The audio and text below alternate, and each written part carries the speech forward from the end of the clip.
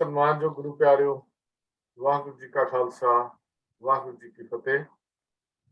ਸਿੱਖ missionary college Ludhiana ਵੱਲੋਂ SMC ਗੁਰਮਤਿ class USA ਵਿੱਚ ਆਪ ਸਾਰਿਆਂ ਨੂੰ ਜੀ ਆਇਆਂ, ਸਾਰਿਆਂ ਦਾ ਸਵਾਗਤ ਹੈ।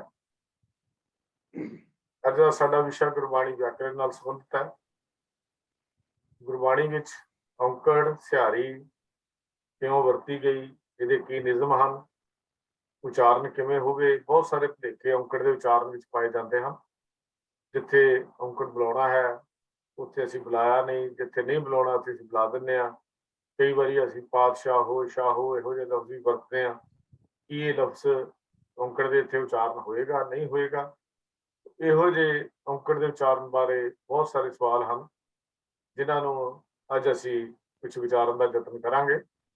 ਇਹ ਸੇਵਾ ਕਰ ਰਹੇ ਹਨ ਵੀਰ ਜਗੀਰ ਸਿੰਘ ਜੀ ਪਟਿਆਲੇ ਤੋਂ। ਮੈਂ ਬੇਨਤੀ ਕਰ ਰਿਹਾ ਵੀਰ ਜਗੀਰ ਸਿੰਘ ਜੀ ਨੂੰ ਕਿ ਅੱਜ ਦੀ ਇਹ ਵਿਚਾਰ ਸ਼ੁਰੂ ਕਰਨ। ਗੁਰਬਾਣੀ ਵਿੱਚ ਔਂਕੜ ਦਾ ਵਰਤੋਂ, ਉਹਦਾ ਉਚਾਰਨ, ਉਹਦੀ ਸੇਧ, ਉਚਾਰਨ ਸੇਧਾਂ ਕੀ ਹਨ, ਕਿੱਥੇ ਔਂਕੜ ਦਾ ਉਚਾਰਨ ਹੁੰਦਾ, ਕਿੱਥੇ ਨਹੀਂ ਹੁੰਦਾ, ਸਿਹਾਰੀ ਕਿੱਥੇ ਉਚਾਰਨ ਹੁੰਦੀ ਹੈ, ਕਿੱਥੇ ਨਹੀਂ ਹੁੰਦੀ।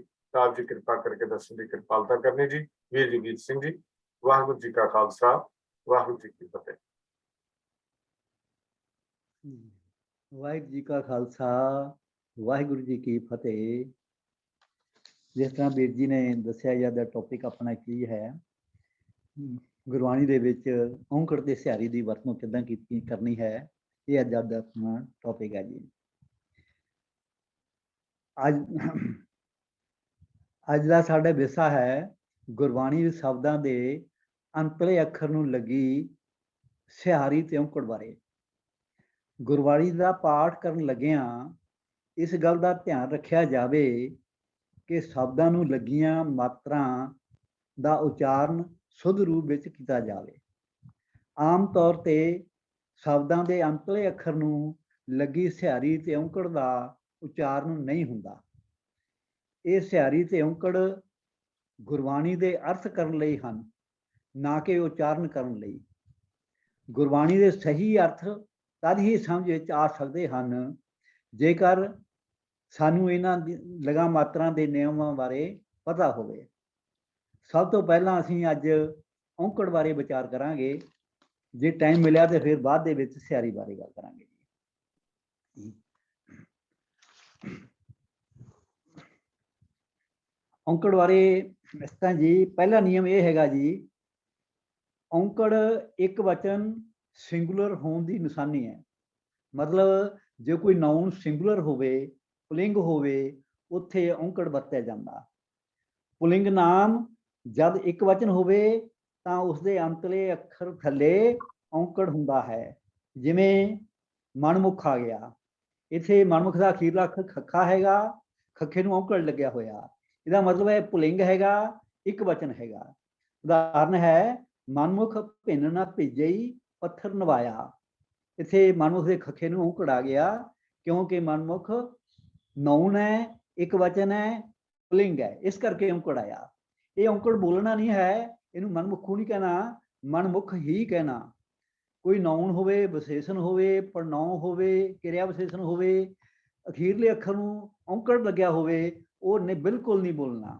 ਹਾਂ, ਜੇ ਕਿਰਿਆ ਹੋਵੇ, ਹਾਹਾ ਅੱਖਰ ਹੋਵੇ, ਉਹਦਾ ਜਿਹੜਾ ਹਾਹੇ ਨੂੰ ਔਂਕੜ ਜਿਹੜਾ ਉਹ ਬੋਲਿਆ ਜਾਂਦਾ। ਜੇ ਕਿਰਿਆ ਹੋਵੇ, ਵਰਬ ਹੋਵੇ ਤਾਂ ਨਹੀਂ। ਵਕਤ ਨਾਊਨ ਹੋਵੇ, ਪ੍ਰਨਾਉਨ ਹੋਵੇ, ਵਿਸ਼ੇਸ਼ਣ ਹੋਵੇ, ਕਿਰਿਆ ਵਿਸ਼ੇਸ਼ਣ ਹੋਵੇ, ਕੁਝ ਵੀ ਹੋਵੇ ਤਾਂ ਅਖੀਰਲੇ ਅੱਖਰ ਦਾ ਜਿਹੜਾ ਔਂਕੜ ਹੈ ਉਹ ਨਹੀਂ ਬੋਲਿਆ ਜਾਂਦਾ। ਇਹ ਗੱਲ ਦਾ ਧਿਆਨ ਰੱਖਣਾ ਜੀ। ਦੂਜੀ ਐਗਜ਼ਾਮਪਲ ਹੈ ਜੀ ਪਾਤਸ਼ਾਹ। ਆਮ ਇਹਦੇ ਵਿੱਚ ਹਰੇਕ ਬੰਦਾ ਬਹੁਤ ਜ਼ਿਆਦਾ ਮਤਲਬ ਪਾਤਸ਼ਾਹੋ ਹੀ ਬੋਲਦੇ ਨੇ, ਹਾਹੇ ਨੂੰ ਔਂਕੜ ਬੋਲਦੇ ਨੇ। ਆਪਣੇ ਇਥੇ ਹਾਹੇ ਨੂੰ ਔਂਕੜ ਨਹੀਂ ਬੋਲਣਾ, ਇਹਨੂੰ ਪਾਤਸ਼ਾਹ ਹੀ ਬੋਲਣਾ। ਨਾਨਕ, ਨਾਨਕ ਦਾ ਕਾਕਾ ਮੁਕਤਾ ਹੈਗਾ, ਇਸ ਕਰਕੇ ਨਾਨਕ ਤੋਂ ਬਾਅਦ ਰੁਕ ਕੇ ਪਾਠ ਕਰਨਾ। ਇਹਦਾ ਮਤਲਬ ਹੈ ਹੇ ਨਾਨਕ, ਨਾਨਕ ਪਾਤਸ਼ਾਹੀ ਪਾਤਸ਼ਾਹ। ਇਸੇ ਪਾਤਸ਼ਾਹੋ ਪਾਠ ਨਹੀਂ ਕਰਨਾ ਕਿਉਂਕਿ ਜਿਹੜਾ ਪਾਤਸ਼ਾਹ ਹੈ ਉਹ ਇੱਕ ਹੈ, ਸਿੰਗੂਲਰ ਹੈ ਤੇ ਆਪਣਾ ਪੁਲਿੰਗ ਹੈ, ਇਸ ਕਰਕੇ ਇੱਥੇ ਹਾਹੇ ਨੂੰ ਚੜਾਇਆ ਜੀ। ਅਗਲਾ ਹੈ ਤਨ। ਤਨ ਮੈਨੇ ਸਰੀਰ, ਸੋ ਤਨ ਜਲੈ ਕਾਠ ਕੇ ਸੰਗਾ। ਇੱਥੇ ਨੰਨੇ ਨੂੰ ਔਂਕੜ ਲੱਗਿਆ ਹੋਇਆ, ਇਹਨੂੰ ਨੰਨੇ ਦਾ ਔਂਕੜ ਉਚਾਰਨ ਨਹੀਂ ਕਰਨਾ ਕਿਉਂਕਿ ਇਹ ਸਿੰਗੂਲਰ ਹੈ, ਪੁਲਿੰਗ ਹੈ, ਇਸ ਕਰਕੇ ਔਂਕੜ ਆਇਆ ਹੋਇਆ। ਅਗਲਾ ਹੈ ਜੀ ਪਾਰ ਬ੍ਰਹਮ।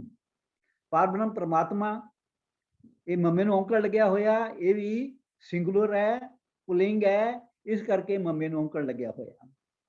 ਤੂੰ ਪਾਰਬ੍ਰਹਮ ਬੇਅੰਤ ਬੇਅੰਤ ਜੀ, ਤੇਰੇ ਕਿਆ ਗੁਣ ਆਖ ਬਖਾਣਾ।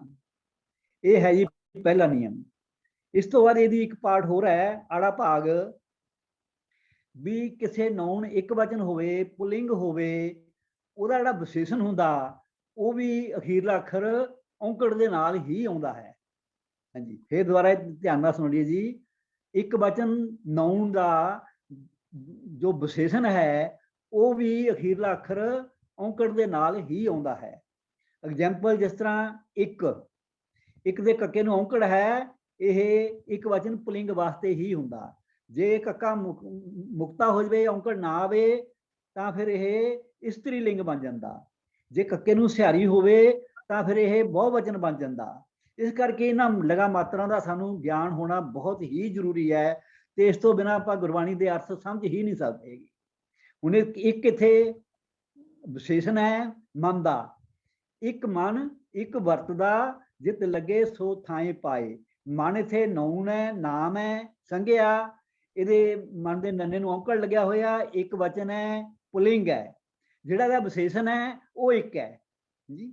ਤੇ ਇਸ ਕਰਕੇ ਕੱਕੇ ਨੂੰ ਔਂਕੜ ਇਸ ਕਰਕੇ ਆਇਆ। ਇਹਨੂੰ ਇੱਕੋ ਨਹੀਂ ਬੋਲਣਾ, ਔਂਕੜ ਨਹੀਂ ਬੋਲਣਾ, ਇੱਕ ਹੀ ਬੋਲਣਾ। ਅਗਲੇ ਆ ਗਿਆ ਜੀ ਇਹ। ਆਮ ਪਾਠੀ ਇਹਨੂੰ ਇਹੋ ਪਾਠ ਕਰਦੇ ਨੇ, ਇਹੋ ਪਾਠ ਨਹੀਂ ਕਰਨਾ, ਇਹ ਪਾਠ ਕਰਨਾ। ਇਹ ਅੰਤ ਨਾ ਜਾਣੇ ਕੋਏ, ਅੰਤ ਨਾਉਨ ਹੈ, ਇੱਕ ਵਚਨ ਹੈ, ਪੁਲਿੰਗ ਹੈ, ਇਸ ਕਰਕੇ ਤੱਤੇ ਨੂੰ ਔਂਕੜ ਆਇਆ ਹੋਇਆ।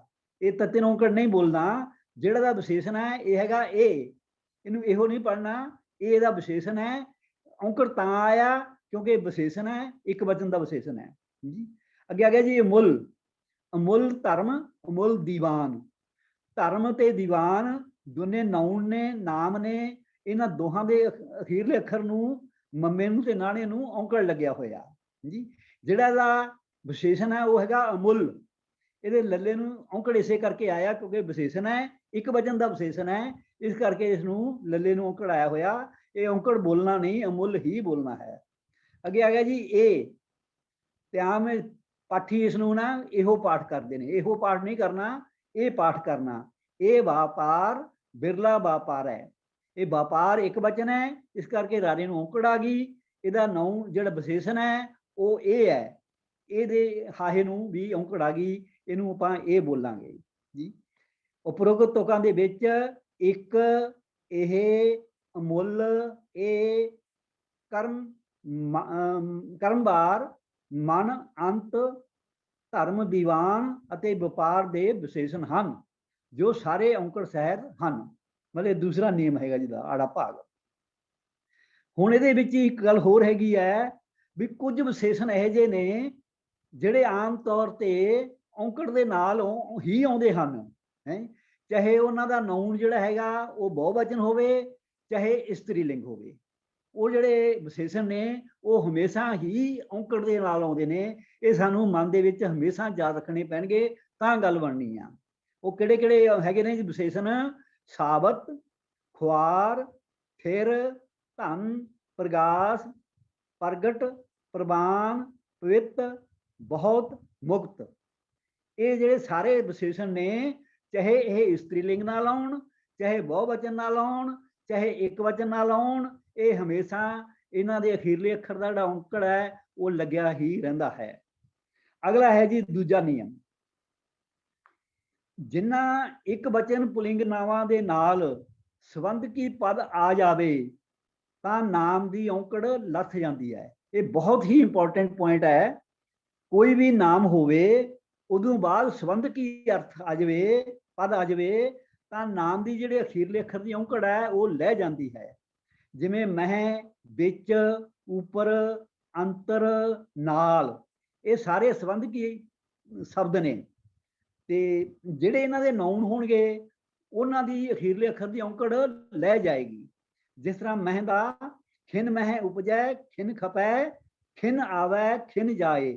ਖਿਨ ਦਾ ਇਹ ਇੱਕ ਵਚਨ ਹੈ, ਇਹਦੇ ਨੰਨੇ ਨੂੰ ਔਂਕੜ ਚਾਹੀਦੀ ਸੀ, ਲੇਕਿਨ ਇਹਦੇ ਨਾਲ ਮਹਿ ਆਪਣੇ ਸੰਬੰਧਕ ਆ ਗਿਆ, ਇਸ ਕਰਕੇ ਨੰਨਾ ਮੁਕਤਾ ਆ ਗਿਆ। ਦੂਸਰੀ ਐਗਜ਼ਾਮਪਲ ਹੈ ਬਿਨਾ। नाम बिना माटी संग रलिया। नाम एक वचन है, पुलिंग है, ਇਹਦੇ ਮੰਮੇ ਨੂੰ ਔਂਕੜ ਚਾਹੀਦੀ ਸੀ, ਆਈ ਕਿਉਂ ਨਹੀਂ? ਕਿਉਂਕਿ ਇਹਦੇ ਬਾਅਦ ਬਿਨਾ ਮਤਲਬ ਜਿਹੜਾ ਹੈਗਾ ਸੰਬੰਧਕੀ ਪਦ ਆ ਗਿਆ, ਇਸ ਕਰਕੇ ਮੰਮੇ ਦੀ ਔਂਕੜ ਉਤਰ ਗਈ ਜੀ। ਅੱਗੇ ਹੈਗਾ ਜੀ ਪਾ। ਕਹੋ ਬਨੰਤੀ ਆਪਣੇ ਸਤਿਗੁਰ ਪਾ। ਇਹਨੂੰ ਪਾਹੇ ਪਾਠ ਨਹੀਂ ਕਰਨਾ, ਪਾ ਪਾਠ ਕਰਨਾ ਹੈਗਾ। ਇਹ ਹੁਣ ਸਤਿਗੁਰ ਤੋਂ ਬਾਅਦ ਪਾ ਜਿਹੜਾ ਹੈਗਾ ਆਪਣੇ ਸੰਬੰਧਕੀ ਪਦ ਆ ਗਿਆ, ਇਸ ਕਰਕੇ ਸਤਿਗੁਰ ਦੇ ਰਾਰੇ ਦੀ ਔਂਕੜ ਉਤਰ ਗਈ। ਅੱਗੇ ਹੈਗਾ ਜੀ ਸਿਉਂ। ਬਾਜੀਗਰ ਸਿਉਂ ਮੋਹੇ ਪ੍ਰੀਤ ਬਨ ਆਈ। ਇੱਥੇ ਬਾਜੀਗਰ ਨਾਉਨ ਹੈ, ਇੱਕ ਵਚਨ ਹੈ, ਇਹਦੇ ਰਾਰੇ ਨੂੰ ਔਂਕੜ ਚਾਹੀਦਾ ਸੀ, ਕਿਉਂ ਨਹੀਂ ਹੈਗਾ? ਕਿਉਂਕਿ ਇਹ ਤੋਂ ਬਾਅਦ ਸੰਬੰਧਕੀ ਅੱਖਰ ਸਿਉਂ ਆ ਗਿਆ, ਇਸ ਕਰਕੇ ਰਾਰਾ ਮੁਕਤ ਆ ਗਿਆ ਜੀ। ਅੱਗੇ ਆ ਗਿਆ ਤੁਲ। ਨਾਮ ਤੁਲ, ਤੁਲ ਮੈਨੇ ਬਰਾਬਰ, ਨਾਮ ਤੁਲ ਮੋਹੇ ਪ੍ਰੀਤ ਬਨ ਆਈ। ਇੱਥੇ ਇਹ ਮੰਮੇ ਨੂੰ ਹੋੜਾ ਵੀ ਹੈ, ਮੰਮੇ ਨੂੰ ਔਂਕੜ ਵੀ ਹੈ, ਦੋ ਮਾਤਰਾ ਲੱਗੀਆਂ ਹੋਈਆਂ ਨੇ। ਆਪਾਂ ਨੇ ਇਹ ਦੇਖਣਾ ਹੈਗਾ ਵੀ ਅਸਲੀ ਮਾਤਰਾ ਕਿਹੜੀ ਹੈਗੀ ਹੈ। ਜਿਹੜੀ ਅਸਲੀ ਮਾਤਰਾ ਹੈਗੀ ਹੈ ਉਹ ਨਹੀਂ ਬੋਲਣੀ, ਜਿਹੜੀ ਦੂਸਰੀ ਮਾਤਰਾ ਹੈਗੀ ਆ ਉਹ ਬੋਲਣੀ ਹੈ। ਇੱਥੇ ਅਸਲੀ ਮਾਤਰਾ ਹੈਗਾ ਮੋਹ, ਮੋਹੇ। ਮੋਹੇ ਨਹੀਂ ਬੋਲਣਾ ਇਹਨੂੰ, ਮੋਹੇ। ਇਹਨੂੰ ਔਂਕੜ ਨਾਲ ਬੋਲਾਂਗੇ ਜੀ। ਹੁਣ ਬਾਜੀਗਰ ਦੀ ਰਾਰਾ ਮੁਕਤ ਆ ਗਿਆ, ਕਿਉਂ ਆਇਆ? ਕਿਉਂਕਿ ਇਹ ਤੋਂ ਬਾਅਦ ਅੱਖਰ ਸਿਉਂ ਸੰਬੰਧਕੀ ਸ਼ਬਦ ਆ ਗਿਆ। ਅੱਗੇ ਹੈ ਜੀ ਤੁਲ। ਨਾਮ ਤੁਲ ਕਿਛ ਅਵਰ ਨਾ ਹੋਏ। ਤੁਲ ਦਾ ਮਤਲਬ ਬਰਾਬਰ, ਇਹ ਵੀ ਸੰਬੰਧਕੀ ਪਦ ਹੈ, ਨਾਮ ਦੇ ਇੱਕ ਵਚਨ ਹੈ, ਪੁਲਿੰਗ ਹੈ, ਇਹਦੇ ਮੰਮੇ ਨੂੰ ਔਂਕੜ ਚਾਹੀਦੀ ਸੀ, ਕਿਉਂ ਨਹੀਂ ਆਈ? ਕਿਉਂਕਿ ਤੁਲ ਇਹ ਤੋਂ ਬਾਅਦ ਸੰਬੰਧਕੀ ਪਦ ਆ ਗਿਆ, ਇਸ ਕਰਕੇ ਮੰਮਾ ਮੁਕਤ ਆ ਗਿਆ ਜੀ। ਜੇ ਹੋਰ ਵਿਸਤਾਰ ਵਿੱਚ ਦੇਖਣਾ ਹੋਵੇ ਤਾਂ ਇਸੇ ਕਿਤਾਬ ਦੇ ਵਿੱਚ ਮੁਕਤਾ ਅੱਖਰ ਦੇ ਨਿਯਮ 5 ਨੰਬਰ ਹੈਗਾ, ਉਹ ਆਪਾਂ ਦੇਖ ਸਕਦੇ ਹਾਂ, ਹੋਰ ਡਿਟੇਲ ਦੇ ਵਿੱਚ ਪਤਾ ਲੱਗ ਜਾਏਗਾ ਜੀ। ਹੁਣ ਅੱਗੇ ਆ ਗਿਆ ਜੀ ਤੀਜਾ ਪੁਆਇੰਟ। ਇਹ ਸਾਨੂੰ ਵਾਰੀ-ਵਾਰੀ ਯਾਦ ਰੱਖਣੇ ਪੈਣਗੇ। ਕੁਝ ਇਸਤਰੀ ਲਿੰਗ ਨਾਵਾਂ ਦੇ ਅੰਤ ਵਿੱਚ ਔਂਕੜ ਆਉਂਦਾ ਹੈ, ਕੁਝ, ਸਾਰਿਆਂ ਵਿੱਚ ਨਹੀਂ। ਕਈ ਇਸਤਰੀ ਲਿੰਗ ਸ਼ਬਦ ਅਖੀਰਲਾ ਅੱਖਰ ਮੁਕਤਾ ਵੀ ਆਉਂਦਾ, ਕਈ ਇਸਤਰੀ ਲਿੰਗ ਸ਼ਬਦਾਂ ਦੇ ਵਿੱਚ ਅਖੀਰਲਾ ਅੱਖਰ ਔਂਕੜ ਨਾਲ ਵੀ ਆਉਂਦਾ। ਪਰ ਆਮ ਤੌਰ ਤੇ ਜਿਹੜੇ ਇਸਤਰੀ ਲਿੰਗ ਸ਼ਬਦ ਨੇ ਉਹਨਾਂ ਦੇ ਅਖੀਰ ਆਪਣੇ ਕਈਆਂ ਦੇ ਵਿੱਚ ਔਂਕੜ ਵੀ ਆਉਂਦਾ। ਕੁਝ ਇਸਤਰੀ, ਕੁਝ ਲਿਖਿਆ ਇੱਥੇ, ਕੁਝ, ਸਾਰਿਆਂ ਵਿੱਚ ਨਹੀਂ। ਇਹ ਜ਼ਿਆਦਾ ਧਿਆਨ ਰੱਖਣਾ ਜੀ, ਇਹ ਸਾਨੂੰ ਦਿਮਾਗ ਦੇ ਵਿੱਚ ਬਿਠਾ ਕੇ ਰੱਖਣਾ ਪਏਗਾ ਵੀ ਕਿਹੜੇ ਕਿਹੜੇ ਸ਼ਬਦ ਨੇ ਜੀ ਜਿਨ੍ਹਾਂ ਦੇ ਵਿੱਚ ਇਸਤਰੀ ਲਿੰਗ ਨੂੰ ਅਖੀਰਲੇ ਸ਼ਬਦ ਨੂੰ ਔਂਕੜ ਲੱਗਿਆ ਹੋਇਆ ਹੈ, ਜੇ ਕਈਆਂ ਨੂੰ ਸਿਹਾਰੀ ਲੱਗੀ ਹੋਈ ਹੈ, ਕਈ ਮੁਕਤੇ ਵੀ ਹੈਗੇ ਨੇ ਜੀ। ਹੁਣ ਆਪਾਂ ਇੱਥੇ ਕਰਾਂਗੇ ਤੀਜਾ ਪੁਆਇੰਟ। ਕੁਝ ਇਸਤਰੀ ਲਿੰਗ ਨਾਵਾਂ ਦੇ ਅੰਤ ਵਿੱਚ ਔਂਕੜ ਆਉਂਦਾ ਹੈ, ਕੁਝ ਦੇ ਵਿੱਚ, ਜੋ ਉਹਨਾਂ ਦਾ ਮੂਲਕ ਅੰਗ ਹੋਣ ਕਰਕੇ ਹੁੰਦਾ ਹੈ। ਉਹ ਜਿਹੜੀ ਬੋਲੀ ਵਿੱਚੋਂ ਆਏ ਨੇ ਉਹ ਔਂਕੜ ਨਾਲ ਲੈ ਕੇ ਆਏ ਨੇ, ਇਸ ਕਰਕੇ ਉਹ ਔਂਕੜ ਤਾਂ ਆਇਆ ਹੈਗਾ ਜੀ। ਇਹ ਔਂਕੜ ਹਮੇਸ਼ਾ ਹਰ ਹਾਲਤ ਵਿੱਚ ਕਾਇਮ ਰਹਿੰਦਾ, ਉਹਦੇ ਨਾਲ ਚਾਹੇ ਜੋ ਮਰਜ਼ੀ ਲੱਗ ਜਾਵੇ, ਉਹ ਔਂਕੜ ਨਹੀਂ ਉਤਰਦਾ ਜੀ। ਇਹ ਜਿਹੜੇ ਸ਼ਬਦ ਨੇ ਉਹਨਾਂ ਦੇ ਵਿੱਚ ਕਹਿੰਦੇ ਆਪਾਂ ਨਿਯਮ ਨੰਬਰ ਮੁਕਤਾ ਨਿਯਮ ਦੇਖੋ, ਊੜਾ ਹੈਗਾ ਜੀ। ਇੱਕ ਮਿੰਟ,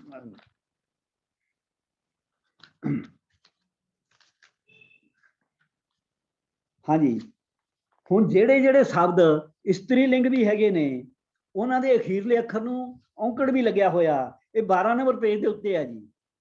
ਇਸੇ ਕਿਤਾਬ ਦੇ ਉੱਤੇ 12 ਨੰਬਰ ਪੇਜ ਦੇ ਉੱਤੇ ਦੂਜਾ ਪੁਆਇੰਟ ਇਸਤਰੀ ਲਿੰਗ ਨਾਵਾਂ ਦਾ ਟੌਪਿਕ ਹੈਗਾ, ਤੇ ਇਹਦੇ ਵਿੱਚ ਥੱਲੇ ਲਿਖਿਆ ਹੋਇਆ ਅੰਸ਼, ਸਾਸ, ਹਿੰਗ, ਕਫ, ਕਲਤ, ਖਾਕ, ਖਾਂਡ, ਖੜ, ਚਿੰਜ, ਛਾਰ, ਜਿੰਦ, ਜਰ, ਤੰਤ, ਦੱਬ, ਦਰਦ, ਢੇਨ, ਧਾਤ, ਪੌਣ, ਫੇਨ, ਬਸਤ, ਬਿਖ, ਬੇਨ, ਬਿੰਦ, ਭਸ, ਮਸ, ਮਸ਼ਕਲ, ਮਲ, ਮੈਲ, ਰੇਨ, ਰਕਤ, ਰਤ, ਰੇਤ, ਲਾਜ, ਵਾਓ, ਵਿਸ, ਵੰਸ, ਵਾਸ, ਬਸਤ, ਬਤ, ਭੰਡ। ਇਹ ਸਾਰੇ ਸ਼ਬਦਾਂ ਦੇ ਵਿੱਚ ਇਹ ਸਾਰੇ ਸ਼ਬਦ ਇਸਤਰੀ ਲਿੰਗ ਨੇ, ਲੇਕਿਨ ਇਹਨਾਂ ਦੇ ਅਖੀਰਲੇ ਅੱਖਰ ਨੂੰ ਔਂਕੜ ਲੱਗਿਆ ਹੋਇਆ, ਇਹ ਸਾਨੂੰ ਦਿਮਾਗ ਵਿੱਚ ਯਾਦ ਰੱਖਣਾ ਪੈਂਦਾ ਹੈਗਾ। ਇਸੇ ਤਰ੍ਹਾਂ ਕੁਝ ਸ਼ਬਦ ਇਹੋ ਜਿਹੇ ਵੀ ਨੇ ਜਿਹੜੇ ਮੁਕਤੇ ਵੀ ਨੇ, ਉਹ ਵੀ ਸਾਨੂੰ ਯਾਦ ਰੱਖਣੇ ਪੈਣ ਵੀ ਕਿਹੜੇ ਕਿਹੜੇ ਸ਼ਬਦ ਮੁਕਤੇ ਨੇ, ਇਸਤਰੀ ਹੈਗੇ ਇਸਤਰੀ ਲਿੰਗ। ਜਿਵੇਂ ਇਸੇ ਪੇਜ ਦੇ ਉੱਪਰ ਲਿਖਿਆ ਹੋਇਆ ਹੈਗਾ ਬਾਤ, ਇਹ ਬਾਤ ਦਾ ਤੱਤਾ ਮੁਕਤਾ, ਧੋਖ, ਧੀਰ, ਪਿਆਸ, ਖੇ, ਸੇਬ, ਵੇਲ, ਘਾਲ, ਠੌਰ, ਗਣਤ, ਜੰਝ, ਮਹਿਲ, ਕਲਮ, ਬਾਟ, ਪੂਜ, ਭੂਖ, ਨੀਂਦ, ਕੰਧ, ਤਿੱਖ, ਪੀੜ, ਪੀਰ, ਆਸ। ਇਹ ਜਿਹੜੇ ਸਾਰੇ ਸ਼ਬਦ ਨੇ ਇਹ ਹੈਗੇ ਨੇ ਇਸਤਰੀ ਲਿੰਗ, ਲੇਕਿਨ ਇਹਨਾਂ ਦਾ ਅਖੀਰਲਾ ਅੱਖਰ ਸਭ ਦਾ ਮੁਕਤਾ ਹੈ। ਇਹ ਸਾਨੂੰ ਆਪਣੇ ਦਿਮਾਗ ਵਿੱਚ ਬਿਠਾਉਣਾ ਪਏਗਾ, ਬੜਾ ਔਖਾ ਕੰਮ ਹੈ। ਜਿੰਨਾ ਕੁ ਅਸੀਂ ਸਿੱਖ ਲਈਏ ਉਨਾ ਹੀ ਚੰਗਾ, ਬਾਕੀ ਮਾਲਕ ਦੇਖ ਜਾਣਦਾ ਜੀ। ਜੀ ਅਗਲਾ ਪੁਆਇੰਟ ਹੈਗਾ ਜੀ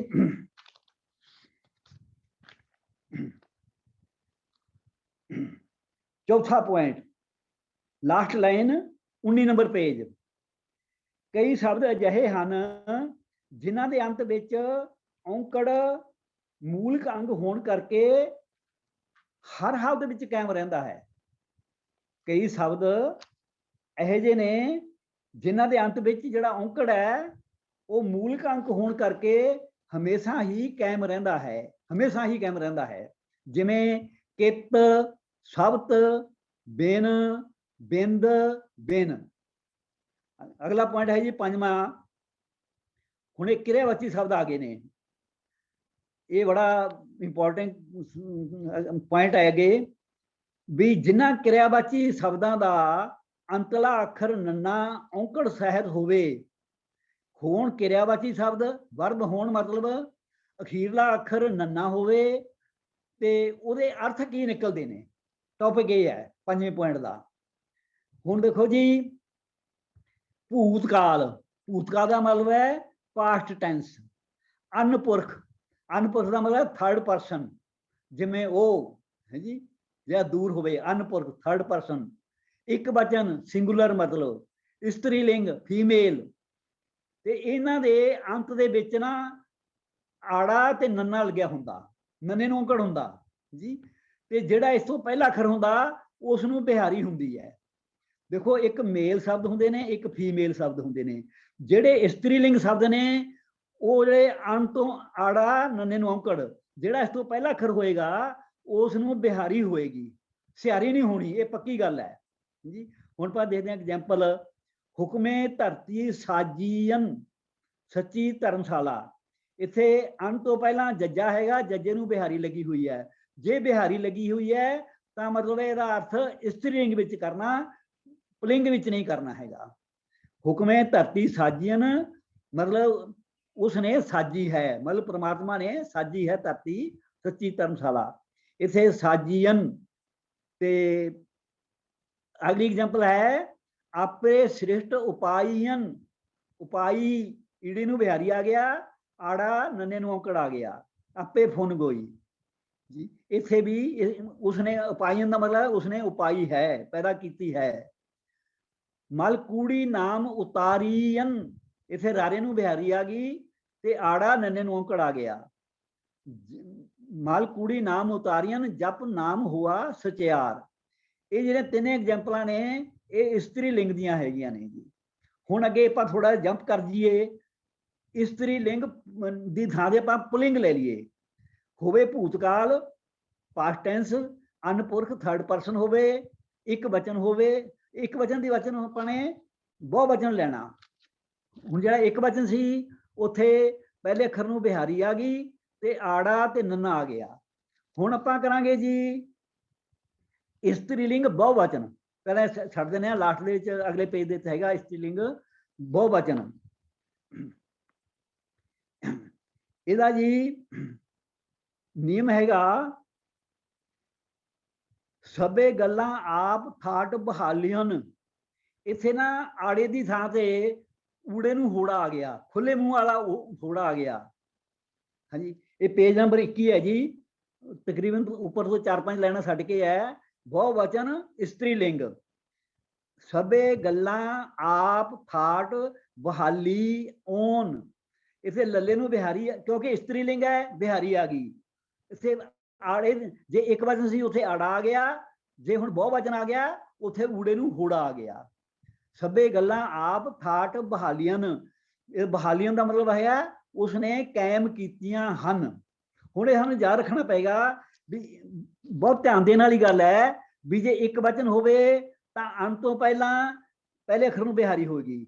ਜੇ ਇਸਤਰੀਲਿੰਗ ਬਹੁਵਚਨ ਹੋਵੇ ਤਾਂ ਬਿਹਾਰੀ ਤਾਂ ਹੋਣੀ ਹੈ ਪਹਿਲੇ ਅੱਖਰ ਨੂੰ, ਆੜੇ ਦੀ ਥਾਂ ਤੇ ਊੜੇ ਨੂੰ ਹੋੜਾ ਹੋ ਜਾਏਗਾ, ਖੁੱਲੇ ਮੂੰਹ ਵਾਲਾ ਹੋੜਾ ਹੋ ਜਾਏਗਾ, ਫਿਰ ਇਹ ਬਹੁਵਚਨ ਬਣ ਜਾਏਗਾ। ਬਹਾਲੀਆਂ ਦਾ ਮਤਲਬ ਹੈ ਉਸਨੇ ਕਾਇਮ ਕੀਤੀਆਂ ਹਨ।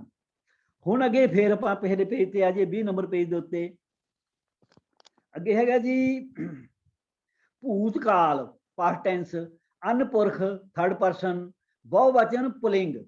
ਹੁਣ ਆਪਾਂ ਬਹੁਵਚਨ ਪੁਲਿੰਗ ਦੀ ਗੱਲ ਕਰਨ ਲੱਗਿਆ ਪਹਿਲਾਂ ਜੀ। ਆਪੇ ਆਪ ਉਪਾਇਨ ਆਪ ਕੀਮਤ ਪਾਈ। ਇੱਥੇ ਪਹਿਲਾਂ ਜਿਹੜਾ ਇਸਤਰੀ ਲਿੰਗ ਬਹੁਵਚਨ ਸੀ ਉੱਥੇ ਊੜੇ ਨੂੰ ਹੋੜਾ ਆ ਗਿਆ ਸੀ, ਇੱਥੇ ਆੜਾ ਆ ਗਿਆ। ਤੇ ਨਾਲੇ ਜਿਹੜੇ ਪੁਲਿੰਗ ਸ਼ਬਦ ਹੋਣਗੇ ਉਹ ਜਿਹੜਾ ਪਹਿਲਾ ਅੱਖਰ ਹੋਏਗਾ, ਅੰਤ ਤੋਂ ਪਹਿਲਾ ਜਿਹੜਾ ਅੱਖਰ ਹੋਏਗਾ ਉਹਨੂੰ ਸਿਹਾਰੀ, ਪੁਲਿੰਗ ਦੇ ਵਿੱਚ ਸਿਹਾਰੀ ਹੋਏਗੀ ਹਮੇਸ਼ਾ, ਇਸਤਰੀ ਲਿੰਗ ਵਿੱਚ ਬਿਹਾਰੀ ਹੋਏਗੀ ਤੇ ਪੁਲਿੰਗ ਵਿੱਚ ਸਿਹਾਰੀ ਹੋਏਗੀ। ਇੱਥੇ ਇਦਾਂ ਆ ਗਿਆ ਆਪੇ ਆਪ ਉਪਾਇਨ, ਇੱਥੇ ਈੜੀ ਨੂੰ ਸਿਹਾਰੀ ਆ ਗਈ ਤੇ ਇਸਤਰੀ ਲਿੰਗ ਦੇ ਵਿੱਚ ਊੜਾ ਵਰਤਿਆ ਗਿਆ ਸੀ, ਇੱਥੇ ਆੜਾ ਵਰਤਿਆ ਗਿਆ। ਇਦਾਂ ਸਾਨੂੰ ਧਿਆਨ ਚ ਰੱਖਣਾ ਪੈਣਾ ਵੀ ਆੜਾ ਕਿੱਥੇ ਵਰਤਣਾ ਤੇ ਊੜਾ ਕਿੱਥੇ ਵਰਤਣਾ। ਆਪੇ ਆਪ ਉਪਾਇਨ ਆਪ ਕੀਮਤ ਪਾਈ, ਇਹਦੇ ਅਰਥ ਬਣ ਜਾਣਗੇ ਉਸਨੇ ਉਪਾਏ ਹਨ, ਉਸਨੇ ਪੈਦਾ ਕੀਤੇ ਹਨ। ਇਹ ਬਹੁਵਚਨ ਬਣ ਗਿਆ ਜੀ। ਇੱਕ ਹੁਣ ਦੇਖੋ ਇੱਕ ਕੱਕੇ ਨੂੰ ਸਿਹਾਰੀ ਆ ਗਈ, ਇਹਦਾ ਮਤਲਬ ਹੈ ਇੱਕ ਬਹੁਵਚਨ ਹੈ ਇਹ। ਇੱਕ ਆਪੇ ਆਪ ਲਾਇਨ, ਇਥੇ ਈੜੀ ਨੂੰ ਸਿਹਾਰੀ ਆ ਗਈ ਤੇ ਨਾਲ ਆੜਾ ਤੇ ਨੰਨੇ ਨੂੰ ਔਂਕੜ ਆ ਗਿਆ। ਇੱਕ ਆਪੇ ਆਪ ਲਾਇਨ ਗੁਰ ਤੇ ਸੁਖ ਪਾਇਆ, ਉਸਨੇ ਲਾਏ ਹਨ। ਇਥੇ ਲਾਇਨ ਦਾ ਮਤਲਬ ਹੈ ਬਹੁਵਚਨ, ਉਸਨੇ ਲਾਏ ਹਨ।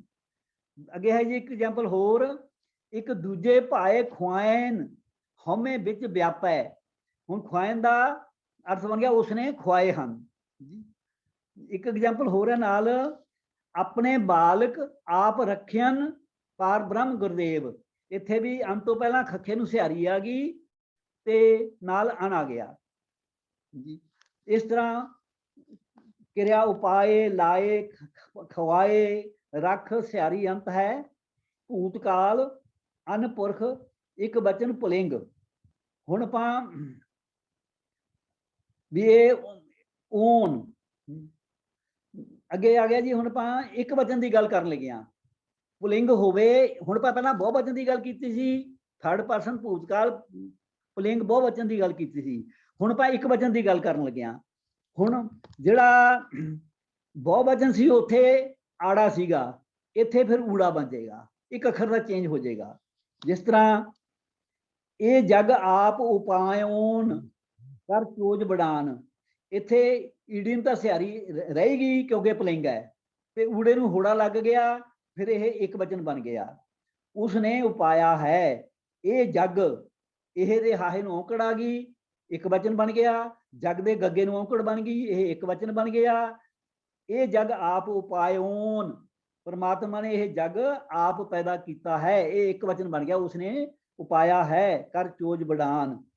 इस तरह जे एक वचन होवे तां ईड़ी नूं सिहारी, ऊड़े नूं होड़ा, खुले मूँह वाला ऊड़ा ते नन्ने नूं औंकड़, इदां ये ओहदी मतलब लिखना इनू। हुण अगे है जेहा धुर लिखियन लिख पायन से कर्म कमिता।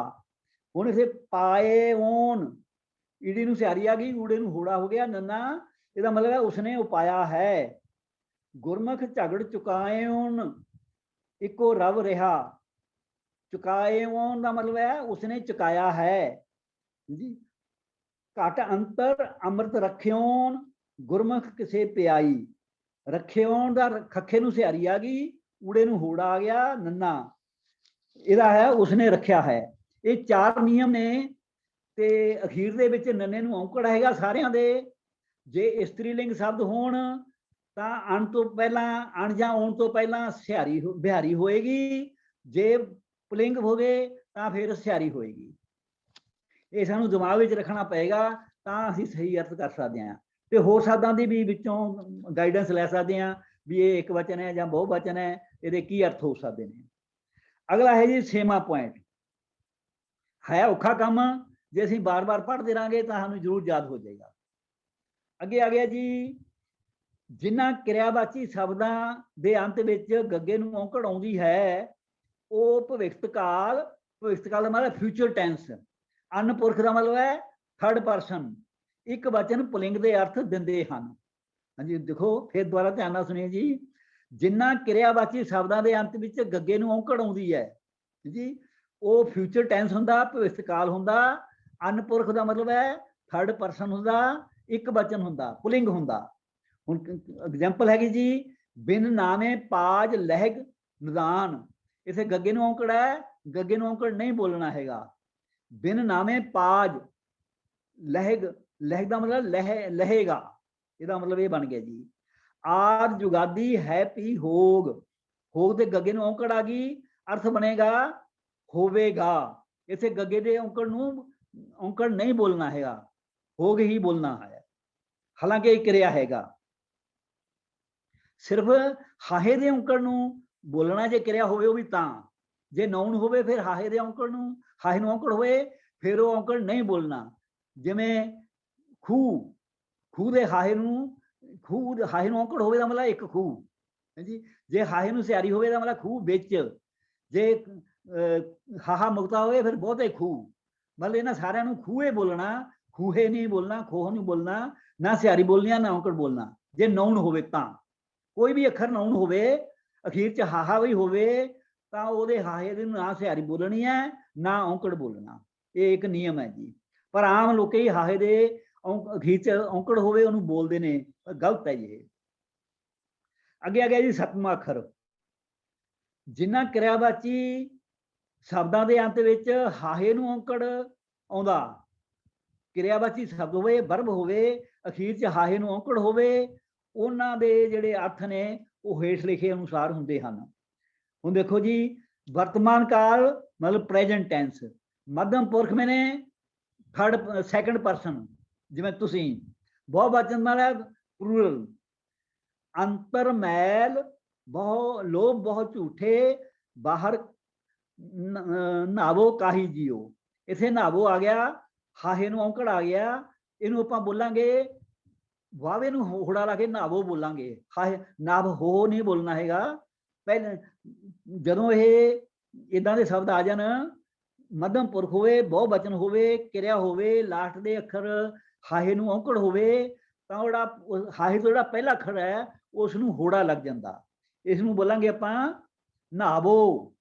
अंतर मैल लोभ झूठे बाहर नहावो काही जियो, तुम सुखदाई पुरख विधाते तुम राखो अपने बाला, इनू रख हो हाहे नूं औंकड़ नहीं बोलना, इदां खखे नूं होड़ा बोलना, राखो जी, क्योंकि ये वर्तमान इहदे अर्थ बन जाणगे तुसीं रखदे हो।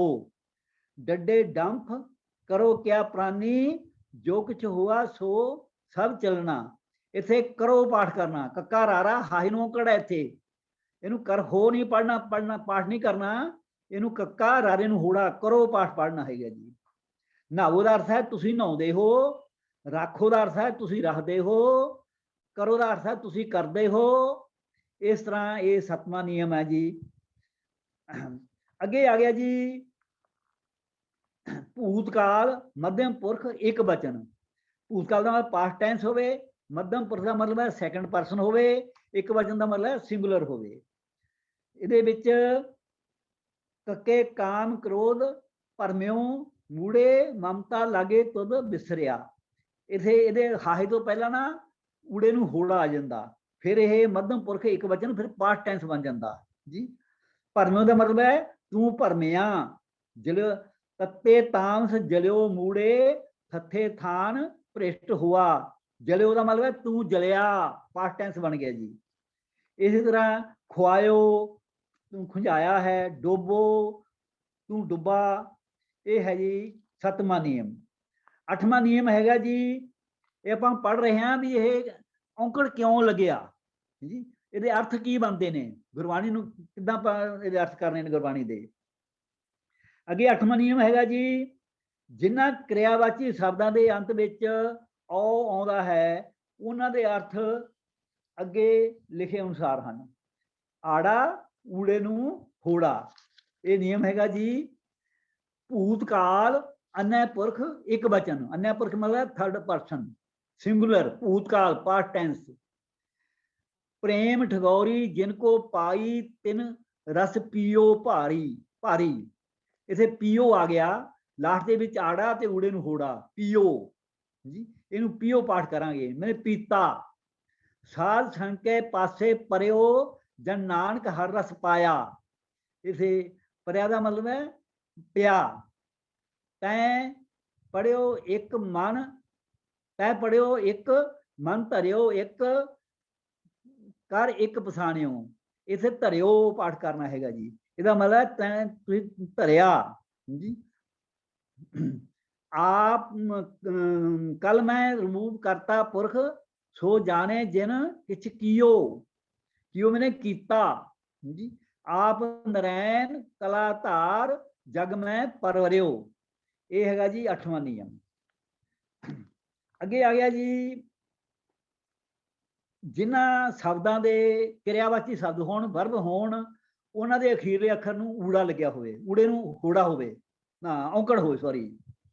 ਜਿਨ੍ਹਾਂ ਸ਼ਬਦਾਂ ਵਿੱਚ ਵਰਤੀ ਗਈ ਕਿਰਿਆ ਦਾ ਅੰਤਲਾ ਅੱਖਰ ਊੜੇ ਨੂੰ ਔਂਕੜ ਨਾਲ ਹੁੰਦਾ ਹੈ, ਉਹਨਾਂ ਦੇ ਜਿਹੜੇ ਅਰਥ ਨੇ ਉਹ ਉੱਤਮ ਪੁਰਖ ਮਤਲਬ ਫਸਟ ਪਰਸਨ ਜਾਂ ਅਨਿਆ ਪੁਰਖ ਜਾਂ ਮਤਲਬ ਥਰਡ ਪਰਸਨ ਵਿੱਚ ਹੁੰਦੇ ਨੇ। ਨੋਰਮਲੀ ਜ਼ਿਆਦਾ ਫਸਟ ਪਰਸਨ ਵਿੱਚ ਹੁੰਦੇ ਨੇ, ਪਰ ਕਈ ਥਾਵਾਂ ਦੇ ਉੱਤੇ ਉਹਦੇ ਅਰਥ ਜਿਹੜੇ ਹੈਗੇ ਨੇ ਉਹ ਥਰਡ ਪਰਸਨ ਵਿੱਚ ਵੀ ਹੁੰਦੇ ਨੇ। ਜੇ ਇਹ ਬਹੁਤ ਇੰਪੋਰਟੈਂਟ ਹੈ ਜੀ ਪੁਆਇੰਟ। ਪਹਿਲਾ ਹੈਗਾ ਜੀ ਫਸਟ ਪਰਸਨ। फर्स्ट पर्सन का मैं, असी, हम जी। चित सिमरन करो, इनू करो पाठ नहीं करना है, करो। करो मैंने मैं करता हाँ, कक्का रारा ऊड़े नू औंकड़ आएगा जी। इसे उत्ते मतलब बिंदी ला के पाठ करना, क्योंकि फर्स्ट पर्सन है, मैं करूं। चित सिमरन करो नैन अवलोकनो सरवण बाणी सो जस पूर राखो। ਇਹਨੂੰ राखो पाठ नहीं करना, राखो मैंने मैं रखदा हाँ। मन सो मद कर करो, ਇਹਨੂੰ करो पाठ नहीं करना, करो। चरण हृदय धरो, ਇਹਨੂੰ धरो पाठ नहीं करना, धरो भी मैं धरदा हाँ। रसना नाम, रसना अमृत नाम राम नाम भाखो, ਇਹਨੂੰ भाखो पाठ नहीं करना, भाखो मैं भखदा हाँ, मैं आखदा हाँ। ਹੁਣ ਇਹਦੀਆਂ अन्य पुरख ने थर्ड परसन कित्थे वरते ਜਾਂਦਾ, ਉਹਦੀਆਂ ਵੀ ਐਗਜ਼ਾਮਪਲਾਂ ਦਿੱਤੀਆਂ ਹੋਈਆਂ ਨੇ, ਉਹ ਵੀ ਸਾਨੂੰ ਧਿਆਨ ਨਾਲ ਸੁਣਨੀਆਂ ਚਾਹੀਦੀਆਂ ਨੇ। ਸੋ ਮੁਖ ਜਲੋ, ਉਹ ਮੁਖ ਜਲ ਜਾਵੇ। ਹੁਣ ਇਥੇ ਜਲੋਂ ਪਾਠ ਨਹੀਂ ਕਰਨਾ, ਇਥੇ ਪਾਠ ਕਰਨਾ ਜਲੋਂ, ਜਲੋ। ਸੋ ਮੁਖ ਜਲੋ ਜਿਤ ਕਹੈ ਠਾਕਰ ਜੋਨੀ, ਆਗਿਆ ਤੁਮਰੀ ਮਿੱਠੀ ਲਾਗੋ। ਇਥੇ ਲਾਗੋਂ ਪਾਠ ਨਹੀਂ ਕਰਨਾ, ਕਿਉਂਕਿ ਫਸਟ ਪਰਸਨ ਵਾਸਤੇ ਨਹੀਂ ਹੈਗਾ, ਇਹਦੇ ਅਰਥ अन्य पुरख थर्ड परसन वास्ते निकलते हैं। इस ते ऊड़े नूं औंकड़ हैगा, इसे लागों पाठ नहीं करना, लागो। आज्ञा तुमरी मीठी लागो कियो तुम्हारा भावो। इसे भावों पाठ नहीं करना, भावों पाठ करना। मतलब की है, पहला असीं बाणी दे अर्थ करने ने, देखना भी ये एक बार फर्स्ट परसन वास्ते है जां थर्ड परसन वास्ते है। जे फर्स्ट परसन वास्ते है तो फिर उत्ते बिंदी ला के उच्चारण होएगा, जे थर्ड परसन वास्ते है तो फिर बिंदी नहीं लगती जी। अगे हैगा जी 10वां पॉइंट, ये अपने प्रिंसीपल तेजा सिंह जी हुए ने, जिन्हों ने सब तो पहला गुरबाणी के व्याकरण के नियम बारे लिखा जी। ये सिख अपने श्रोमणी गुरुद्वारा प्रबंधक कमेटी ने इन्हों की किताब भी छापी हुई है, गुरबाणी के सरल नेम जी। ये बारे हुण आपां पढ़न लगे जी। हुण अगे हैगा जी शब्द प्रबोधो। इत्थे गया लास्ट दे विच हाहे नूं औंकड़ है, उदों पहला अखर मुक्ता हैगा, ते जे ये शब्द वर्ब होवे तां हाहे प्रबोध हो, इहदा हाहे नूं औंकड़ नहीं बोलना, ते हाहे दा जिहड़ा पहला अखर है उहनूं होड़ा ला देना, प्रबोधो। जे ये वर्ब है तां जी। जिवें जागो, जज्जे नूं करना गग्गा, हाहे नूं औंकड़, इहनूं जग हो इदां नहीं पाठ करना। हाहे का जिहड़ा औंकर है इस बार करके आया होया, इस तो पहले अखर मुक्ता हैगा, इस तो पहले अखर नूं होड़ा लग जाएगा, जागो जी। कक्का हाहा, हाहे नूं औंकड़, कह हो, दो हाहे बोले नहीं जा सकते। जिहड़ा बोलने की कोशिश करे गलत बोलेगा, पाठ करेगा, इहनूं पाठ करना पने कहो जी। हुण जे अखर नाउन होण ते फिर उत्ते बिंदी ला देनी आ, जिवें अंदरों नाउन होण, प्रोनाउन होण जां क्रिया विशेषण होण है जी, तो फिर इन्हां दे अंदरों अंदर अंदर हो इहदा पाठ नहीं करना, ਜਿੱਦਾਂ ਲਿਖਿਆ ਹੋਇਆ ਉਦਾਂ ਪੜ੍ਹ ਨਹੀਂ ਹੋ ਸਕਦਾ। ਜਿਹੜਾ ਅੰਦਰੋਂ ਜਿਹੜਾ ਹਾਹੇ ਨੂੰ ਔਂਕੜ ਹੈ, ਉਦੋਂ ਪਹਿਲਾਂ ਰਾਰਾ ਮੁਕਤਾ ਹੈਗਾ, ਤਾਂ ਫਿਰ ਆਪਾਂ ਇਹਨੂੰ ਰਾਰੇ ਨੂੰ ਹੋੜਾ ਲਾ ਕੇ ਉੱਤੇ ਬਿੰਦੀ ਲਾਵਾਂਗੇ ਅੰਦਰੋਂ। ਵਿੱਚੋਂ ਬੱਬਾ ਚੱਚਾ ਹਾਹੇ ਨੂੰ ਔਂਕੜ, ਇਹਨੂੰ ਵਿੱਚ ਹੋ ਪਾਠ ਨਹੀਂ ਕਰਨਾ, ਵਿੱਚੋਂ ਹਾਹੇ ਨੂੰ ਕੱਟ ਕੇ, ਹਾਹੇ ਤੋਂ ਪਹਿਲਾ ਅੱਖਰ ਮੁਕਤਾ ਹੈਗਾ ਚੱਚਾ, ਇਹਦੇ ਚੱਚੇ ਨੂੰ ਹੋੜਾ ਲਾ ਕੇ ਉੱਤੇ ਬਿੰਦੀ, ਵਿੱਚੋਂ ਪਾਠ ਕਰਨਾ। ਭੰਡੋਂ, ਇਹਨੂੰ ਭੰਡੋ ਪਾਠ ਨਹੀਂ ਕਰਨਾ ਕਿਉਂਕਿ ਵਰਬ ਨਹੀਂ ਹੈਗਾ, ਨਾਊਨ ਹੈ ਇਸਤਰੀ ਤੋਂ। ਕਪਾਹੋਂ, ਅੱਗੋਂ। ਸੰਤੋ, ਹੁਣ ਇਹ ਸੰਤੋ ਸੰਬੋਧਨ ਆ ਗਿਆ, ਇਥੇ ਬਿੰਦੀ ਤਾਂ ਨਹੀਂ ਲਾਈ ਕਿਉਂਕਿ ਇਹ ਸੰਬੋਧਨ ਆ ਗਿਆ, ਇਸ ਕਰਕੇ ਸੰਤੋ। ਹਾਂਜੀ, ਹੁਣ ਇੱਥੇ ਕੀ ਆ ਗਿਆ ਜੀ, ਕਰਿਓ। ਇੱਥੇ ਆੜਾ ਵੀ ਹੈਗਾ, ਜੇ ਹਾਹੇ ਤੋਂ ਪਹਿਲਾਂ ਆੜਾ ਹੋਵੇ ਤਾਂ ਫਿਰ ਜਿਹੜਾ ਹਾਹਾ ਤੇ ਆੜਾ ਹੈਗਾ ਇਹ ਊੜੇ ਨੂੰ ਹੋੜੇ ਵਿੱਚ ਬਦਲ ਜਾਂਦਾ। ਕਰੇ ਹੋ ਨਹੀਂ ਪਾਠ ਕਰਨਾ, ਕਰਿਓ ਜੀ। ਸੱਦਿਓ, ਇਹਨਾਂ ਗੱਲਾਂ ਦਾ ਧਿਆਨ ਰੱਖਣਾ ਜੀ। ਜਿਵੇਂ ਹੋ ਗਿਆ ਜੀ ਆਨੰਦ ਸਾਹਿਬ ਦੀ ਪਾਠ ਦੇ ਬਾਣੀ ਦੇ ਵਿੱਚ ਵੀ ਆਉਂਦਾ ਪਿਆਰਿਓ, ਪਿਆਰੇ, ਹੋਰ ਪਾਠ ਨਹੀਂ ਕਰਨਾ ਹੈਗਾ। ਇਥੇ ਰਾਣੇ ਨੂੰ ਸਿਹਾਰੀ ਹੈਗੀ ਆਗੀ, ਤਾਂ ਇਸ ਕਰਕੇ ਇਥੇ ਊੜੇ ਨੂੰ ਹੋੜਾ ਬਣ ਜਾਏਗਾ, ਪਿਆਰਿਓ। ਇਦਾਂ ਪਾਠ ਕਰਨੇ ਨੇ ਜੀ ਇਹਨਾਂ ਦੇ ਜੀ। ਅੱਗੇ 11ਵਾਂ ਪੁਆਇੰਟ ਆ ਗਿਆ ਜੀ, ਕਈ ਵਾਰੀ ਛੋਟੇ ਬਾਵੇ ਦੀ ਥਾਂ ਤੇ ਔਂਕੜ ਆ ਜਾਂਦਾ ਗੁਰਬਾਣੀ ਦੇ ਵਿੱਚ। ਹਾਂਜੀ, ਜੇ ਕਈ ਥਾਂ ਤੇ ਅੱਧਾ ਵਾਵਾ ਪਾਇਆ ਹੁੰਦਾ ਹੈਗਾ ਤਾਂ ਉਹ ਉਹਦੀ ਥਾਂ ਵਾਵੇ ਦੀ ਥਾਂ ਤੇ ਨਾ ਔਂਕੜ ਲੱਗ ਜਾਂਦਾ। ਜਿਵੇਂ ਸਵਸ ਸਤ, ਇਹ ਥਾਂ ਤੇ ਸੱਤ ਆ ਗਿਆ, ਦਸੰਬਰ, ਦਸੰਬਰ, ਇਹ ਸੱਸੇ ਨੂੰ ਔਂਕੜ ਆ ਗਿਆ, ਵਾਵਾ ਨਹੀਂ ਬੋਲਿਆ ਗਿਆ। ਇਸ ਤਰ੍ਹਾਂ ਔਂਕੜ ਦੀ ਵਰਤੋਂ ਕੀਤੀ ਜਾਂਦੀ ਹੈ। ਮਹੱਤਵ, ਇਹਨੂੰ ਮਹੱਤ ਬੋਲਿਆ, ਤੱਤੇ ਨੂੰ ਔਂਕੜ ਲੱਗ ਗਿਆ। ਦੁਆਰ, ਇਹਦੀ ਥਾਂ ਤੇ ਦੁਆਰ ਹੋ ਗਿਆ। ਇਹਦਾ ਮਤਲਬ ਇਹਦੀ ਵਰਤੋਂ ਹੁੰਦੀ ਹੈ ਜੀ। ਅੱਗੇ ਆ ਗਿਆ ਜੀ 12ਵਾਂ ਪੁਆਇੰਟ, ਕਈ ਵਾਰੀ ਹੁਕਮੀ ਭਵਿਖਤ ਮਧਿਅਮ ਪੁਰਖ ਇੱਕ ਵਚਨ। ਹੁਕਮੀ ਭਵਿਖਤ ਦਾ ਮਤਲਬ ਹੈ ਇੰਪੈਰੇਟੈਂਸ, ਇੰਪੈਰੇਟਿਵ ਮੂਡ, ਮਤਲਬ ਕੋਈ ਹੁਕਮ ਕੀਤਾ ਹੋਵੇ, ਕੋਈ ਬੇਨਤੀ ਕੀਤੀ ਹੋਵੇ, ਕੋਈ ਸਲਾਹ ਦਿੱਤੀ ਗਈ ਹੋਵੇ, ਹਾਂਜੀ, ਉਹਨੂੰ ਕਹਿੰਦੇ ਨੇ ਹੁਕਮੀ ਭਵਿਖਤ। ਮਧਿਅਮ ਪੁਰਖ ਮੈਨੇ ਸੈਕੰਡ ਪਰਸਨ, ਇੱਕ ਵਚਨ ਮੈਨੇ ਸਿੰਗੂਲਰ। ਹੁਣ ਇਹਨਾਂ ਦੇ ਵਿੱਚ ਜਿਹੜੀ ਕਿਰਿਆ ਵਰਤੀ ਜਾਂਦੀ ਹੈ ਉਹਦੇ ਅਖੀਰਲੇ ਅੱਖਰ ਨੂੰ ਔਂਕੜ ਲੱਗਦਾ। ਹਾਂਜੀ, ਹੁਕਮੀ ਭਵਿਖਤ ਕਾਲ ਹੋਵੇ, ਮਧਿਅਮ ਪੁਰਖ ਹੋਵੇ, ਇੱਕ ਵਚਨ ਹੋਵੇ, ਮਤਲਬ ਇੰਪੈਰੇਟਿਵ ਮੂਡ ਹੋਵੇ, ਸੈਕੰਡ ਪਰਸਨ ਹੋਵੇ, ਸਿੰਗੂਲਰ ਹੋਵੇ, ਜਿਹੜੀ ਉਹਦੀ ਕਿਰਿਆ ਹੈਗੀ ਹੈ ਉਹਦੇ ਅਖੀਰਲੇ ਅੱਖਰ ਨੂੰ ਔਂਕੜ ਲੱਗਦਾ, ਲੇਕਿਨ ਉਹ ਔਂਕੜ ਬੋਲਿਆ ਨਹੀਂ ਜਾਂਦਾ। ਜਿਵੇਂ ਆ ਗਿਆ ਚੱਲ, ਤੂੰ ਚੱਲ, ਇਹਦਾ ਅਰਥ ਬਣ ਗਿਆ ਤੂੰ ਚੱਲ ਜੀ, ਬਹੁਵਚਨ ਨਹੀਂ ਸਿੰਗਲ ਵਚਨ, ਤੂੰ ਚੱਲ। ਮੁੰਡੇ ਤੂੰ ਚੱਲ ਗੁਰ ਕੇ ਭਾਏ, ਇਥੇ ਚੱਲ ਕਿਰਿਆ ਹੈਗੀ ਆ, ਵਰਬ ਹੈਗਾ, ਇਸ ਕਰਕੇ ਲੱਲੇ ਨੂੰ ਔਂਕੜ ਆ ਗਿਆ ਜੀ। ਪਰ, ਪਰ ਮਤਲਬ ਤੂੰ ਪਾਓ, ਤਿਸ ਕੀ ਸਰਨੀ ਪਰਮਨਾ ਤੇ ਜੇਵੜ ਅਵਰ ਨਾ ਕੋਏ। ਮਨ ਸਾਡਾ, ਅਸੀਂ ਆਪਣੇ ਮਨ ਨੂੰ ਕਹਿ ਰਹੇ ਹਾਂ, ਮਨ ਸੈਕੰਡ ਪਰਸਨ ਬਣ ਗਿਆ, ਇਸ ਕਰਕੇ ਇੱਥੇ ਪਰ ਜਿਹੜਾ ਹੈਗਾ ਰਾਰੇ ਨੂੰ ਔਂਕੜ ਆਇਆ ਜੀ। ਇਹ ਰਾਰੇ ਨੂੰ ਔਂਕੜ ਬੋਲਣਾ ਨਹੀਂ, ਪਰ ਰਾਰਾ ਪਰ ਹੀ ਬੋਲਣਾ ਹੈਗਾ ਜੀ। ਭੱਜ, ਤੂੰ ਭੱਜ, ਭੱਜ ਦਾ ਮਤਲਬ ਤੂੰ ਭੱਜ, ਭੱਜ ਮਨ ਮੇਰੇ ਏਕੋ ਨਾਮ। ਇੱਥੇ ਭੱਜ ਦੇ ਜੱਜੇ ਨੂੰ ਔਂਕੜ ਆ ਗਿਆ, ਕਿਉਂ? ਕਿਉਂਕਿ ਇਹ ਹੁਕਮ ਕੀਤਾ ਗਿਆ ਵੀ ਮੇਰੇ ਮਨਾ ਤੂੰ ਪ੍ਰਮਾਤਮਾ ਦਾ ਭਜਨ ਕਰ, ਇਸ ਕਰਕੇ ਇਹ ਜੱਜੇ ਨੂੰ ਔਂਕੜ ਆ ਗਿਆ। ਇਹ ਔਂਕੜ ਬੋਲਣਾ ਨਹੀਂ ਹੈਗਾ, ਲੇਕਿਨ ਇਹ ਅਰਥ ਕਰਨ ਵਾਸਤੇ ਹੈ ਜੀ।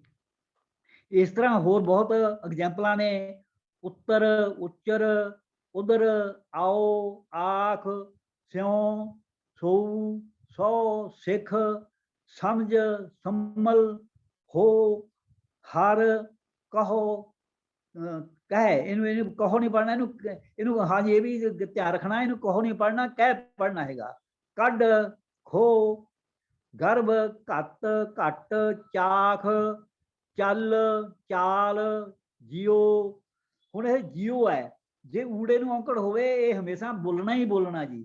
ਕੱਲਾ ਪੰਜਾਬੀ ਦਾ ਨਿਯਮ ਹੈ ਵੀ ਊੜਾ ਕਦੇ ਮੁਕਤਾ ਨਹੀਂ ਆਉਂਦਾ ਹੈਗਾ, ਇਸ ਕਰਕੇ ਊੜੇ ਨੂੰ ਜੇ ਔਂਕੜ ਹੋਵੇ ਉਹ ਬੋਲਣਾ ਹੀ ਬੋਲਣਾ। ਜਿਉ, ਜਾਗ, ਜਾਚ, ਜਾਨ, ਜੋਰ, ਜਲ, ਜਾਲ, ਝੁਰ, ਤਾਸ, ਤਰ, ਤੋਰ, ਥੀਓ, ਦੇਖ, ਨਿਕਸ, ਨਾਚ, ਪਉ, ਪੀਓ, ਤਿਖ, तेख, पछाण, पाप, पढ़, परहर, परफड़, वैस, विसर, बुझ, बूझ, विचार, विचर, बाच, बैठ, ये सारे शब्द किरिया हैगे ने, हुक्मी भविष्य काल ने, मध्यम पुरख ने, एक वचन हैगे ने।